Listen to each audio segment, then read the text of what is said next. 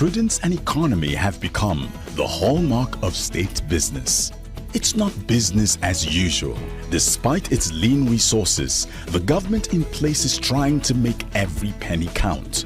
The government is directing its people to see their resources in the number and quality of services and facilities provided. It's laying the foundation for all future development in all sectors to bring about the much-needed integrated development in education, health, social and economic infrastructure. The government wants this state of firsts to be the first again. Will you help it? Let's join hands to build the Anambra state of our dreams.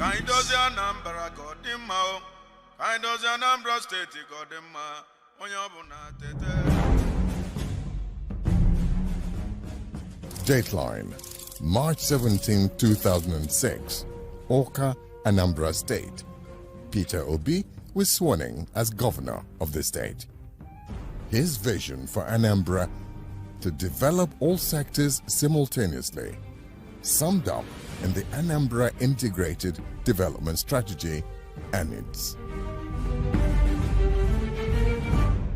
It's one thing to have a vision, it's another thing to have a strategy for the delivery.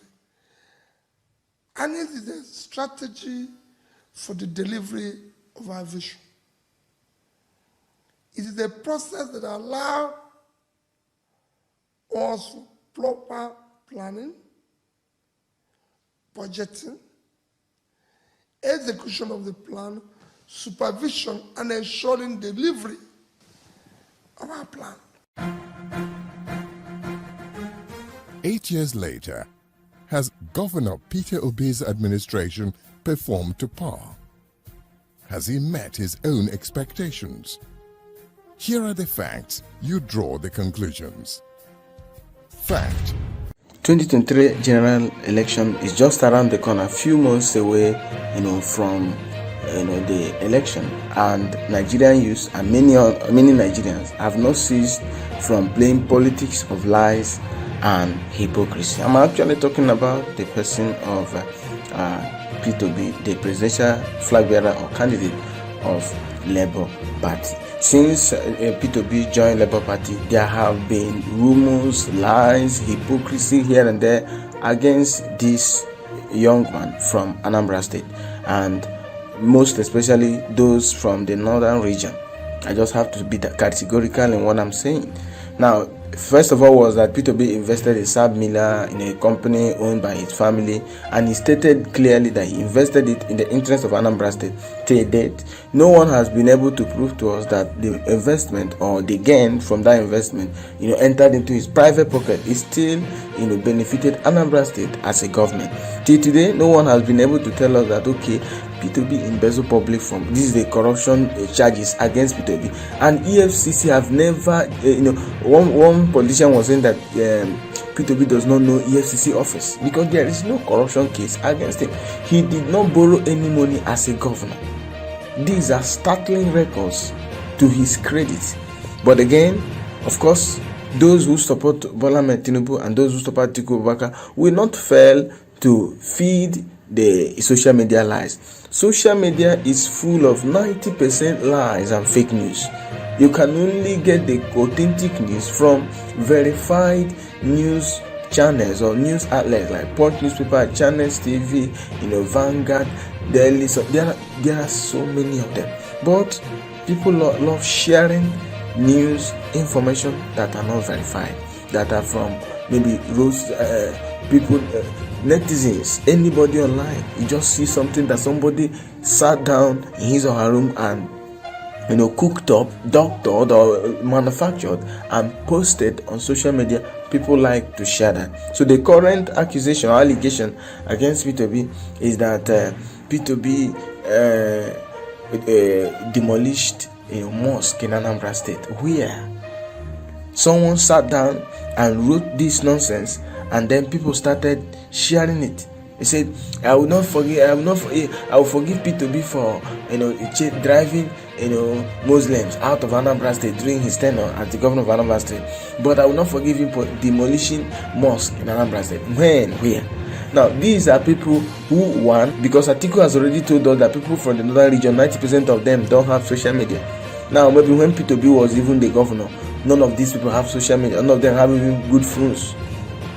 And so they are coming out to tell us that they knew what happened. Even Google it, you cannot even see the news online.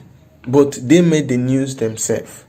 That with the sole purpose of discrediting P2B. But this is already a known strategy. They should use another strategy. This one doesn't work again. How on earth will he demolish mosque in Anambra State when he knows that over there in the north there are so many Christian churches? Who does that in this our time? And no, I don't think any governor has ever done that, except if the mosque or church is constructed in a strategic area where it is causing problem and all that. Government have the right to take it away. But that's it. They believe lies, they believe hypocrisy, they believe rumors, and they like tarnishing the image of candidates. I believe people on social media, the earlier they understand it, the better for every one of us. And now another person is saying that P2B tweeted about ASU strike, and he was reminded doctors went to 13-month strike when he was governor for Anambra State. He quickly deleted it. Now this is the person's own narrative. Another person said P2B tweeted about ASU strike, and remember that Anambra State University lecturer went on 15-month strike, and he remember that he deleted it. No verifiable. All the tweets of P2B are still there. He didn't delete them. But this person is sharing this thing on Facebook, on Twitter, and people are sharing it. They are sharing this, which is so wrong, unverifiable, untraceable, not factual, but they keep sharing it. I think it's hard time that they deploy another strategy. This is already a known one. No one is interested in it. It's already known. So I wonder the level of hypocrisy APC supporters and Tinubu people are displaying on social media. P2B did not leave any debts in Anambra State. They are saying he saved 90 billion naira in Fidelity Bank, where he former chaired. Saved it. Is it in his pocket? Even if I thought such is true, it's still in Anambra State's account. These people can do anything to deceive the public. They can do anything to deceive the public, but they should better be aware that many Nigerians are informed now. They are very much informed. So all these lies and hypocrisy will take them nowhere.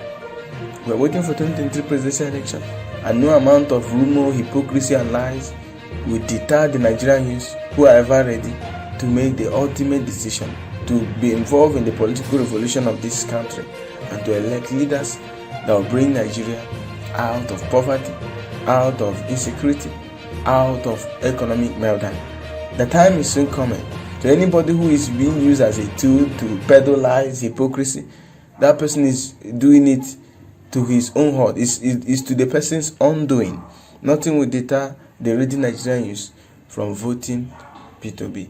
Next year election, 2023. We will see what happens after election.